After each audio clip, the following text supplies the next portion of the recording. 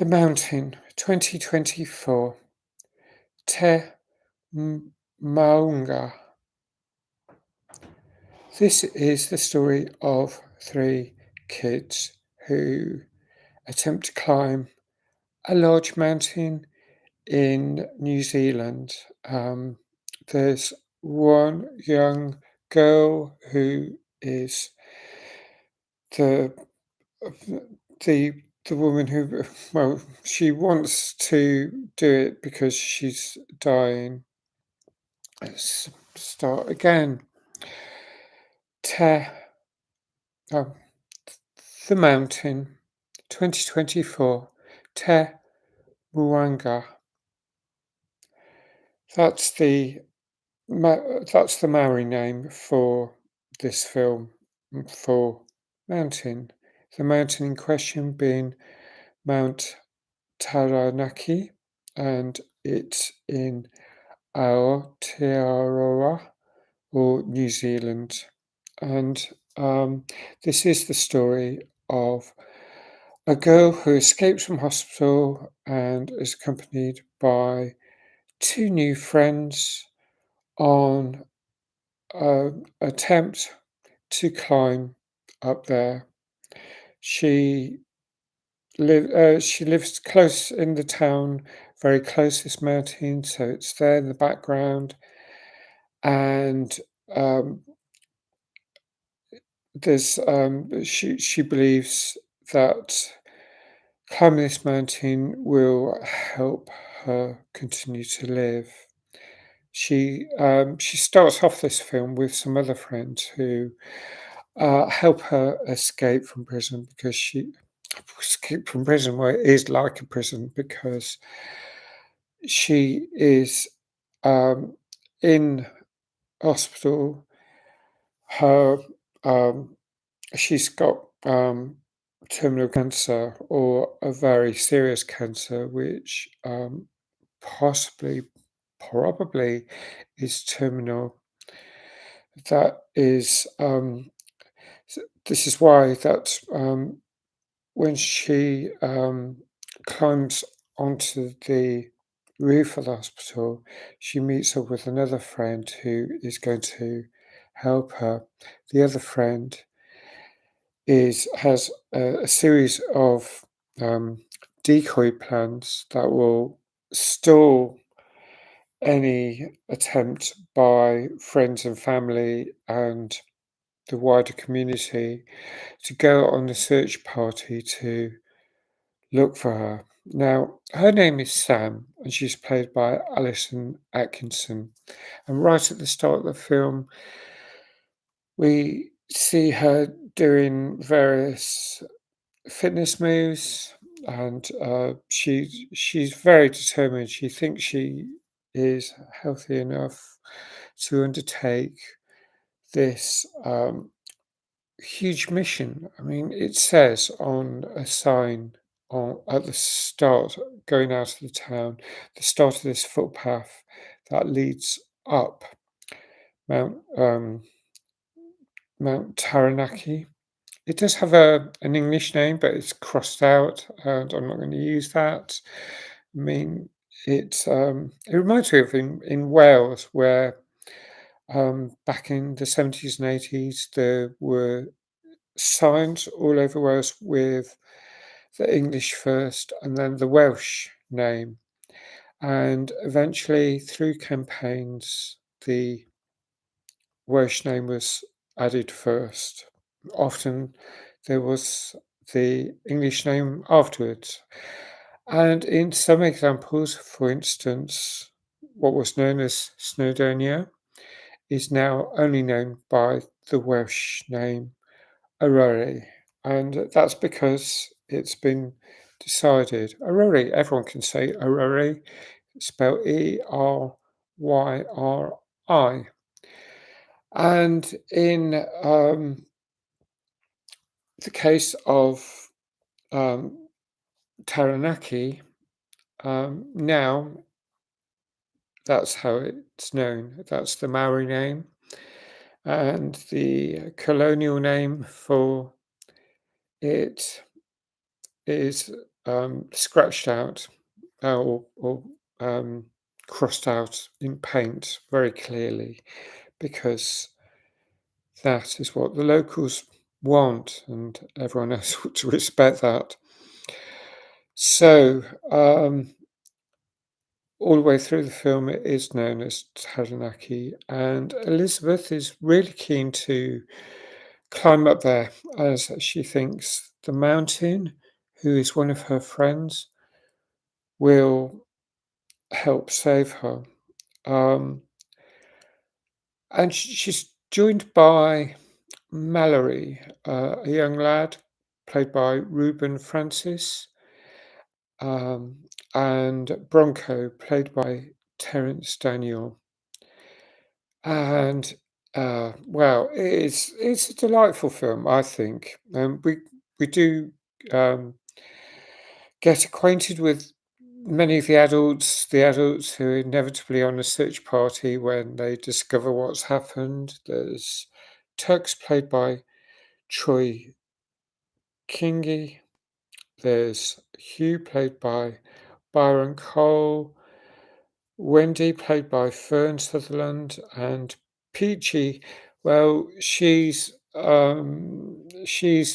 Sam's accomplice. Um, Sukaina Shah plays Peachy. She's great as well, although what happens means that it doesn't take the stalling process isn't quite as long as you'd expect, but you'd expect that being an adult if you're watching this. I mean, this is largely, I think, a kids' film. I didn't know that when it started, but um, I think it is such a brilliant adventure, and it can be enjoyable for adults to watch. I thought it was anyway. Um, so anyway, when Sam climbs up onto the hospital roof, she escapes. She's carrying some helium balloons, and one says it's got a label attached saying "Let me live." Such a poignant message because it appears that she is dying, um, and she wants to climb this snow-capped mountain, and it's just like it does look enormous. The signs say 12 to 14 hours climb on the footpath, and you think, wow, that is going to be immense. And you see it takes a while before it gets um, much larger to the eye when you're walking towards it. So it just reminds me of um, the mountains of Arari because it takes a while walking towards them before they appear larger, but this is much larger than, say, Udwidva and all the other mountains um, that, say, if you're walking towards, um, it depends where you are, obviously. If you're right next to the Midland Barriers, they will be large. Um, but um, yeah, I was imagining the mountains in North Wales. But I would say these are like probably over 10,000 feet, and probably you need oxygen to climb up them. I'm also reminded a bit of Mount Shasta. Mount Shasta's in Northern California. It's over 10,000 feet in height, and you need a permit to climb above that. And I went with a friend in 2005 in the late summer that year. So it's the anniversary. It's just been the anniversary, and remember going up there, traveling with that friend, and when we were high up, about 6,000, 7,000 feet in the car, um, we parked up and we had a little walk at the start of that footpath. And wow, it's an amazing area, but there's no way we'd attempt to climb the 4,000, 5,000 feet further to the summit, the snow-capped summit. I mean, that is quite an adventure, and you'd need to be really well prepared. One thing is, Sam is not well prepared. She's not wearing climbing gear, and none of the kids are. And you think, wow, what's going to happen? I mean, they they walk across boardwalks, and the bottom of the mountain, the whole uh, peak is covered in in cloud, and you think, well, that's really going to be helpful. I mean, it is helpful for uh, deterring the search party, and I thought that was actually there are a few elements that are they kind of miss the plausibility gap because sure, a mountain is covered in fog often, or hill fog, mist, very dense and very discombobulating if you're climbing. But they sort of stop and they're all communicating. They're having a negotiation, um, and they're not moving. And you think, well, they would move. They'd walk towards the sound because they'd be desperate to, because it's the parents of these kids. They wouldn't just shout across the void as such. Um, but I think that's quite an acceptable plausibility gap because that's more of an adult um, gap. And given that Sam is ill and like her mum is desperate, and I think they're all pretty vulnerable because they're barely teenagers. One thing I really loved was Bronco, who is talks often, quotes about looking after Mother Earth and being into the environment, protecting Papa Tuanukua. And apologies if I mispronounce any of this, just going on the names as I see them. He talks about Orion's belt, Tata e Tortua, Tura, and that that is the middle star of Orion's belt.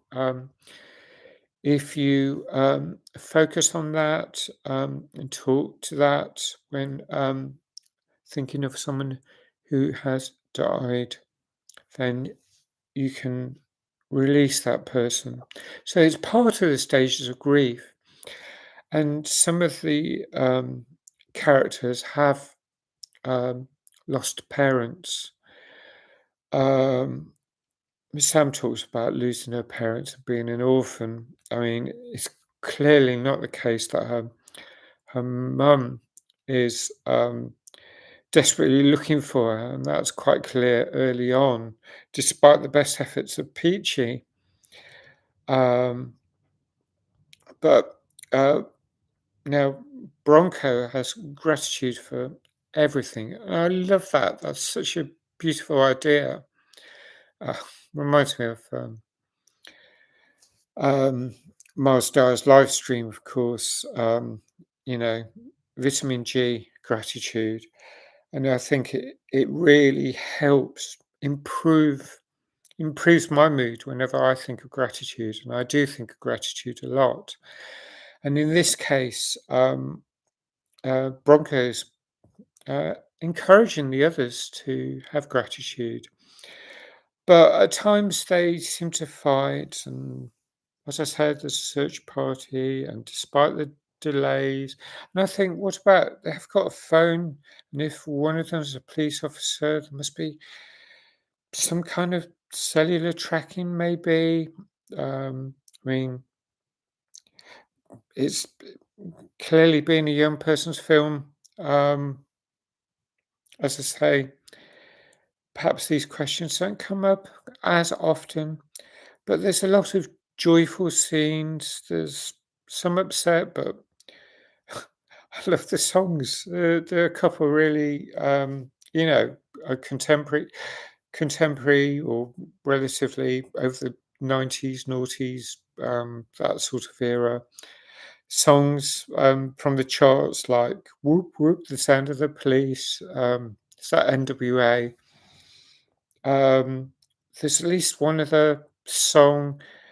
There's some things that remind me of the Dark Horse of the Dark Knight, the Dark Horse, I think, a film also set in on the um, Aotearoa, um, and I'm reminded of that in this film. That's more. Um, I think not for the same age group, but I think I may review it at some point. I'd like to watch it again.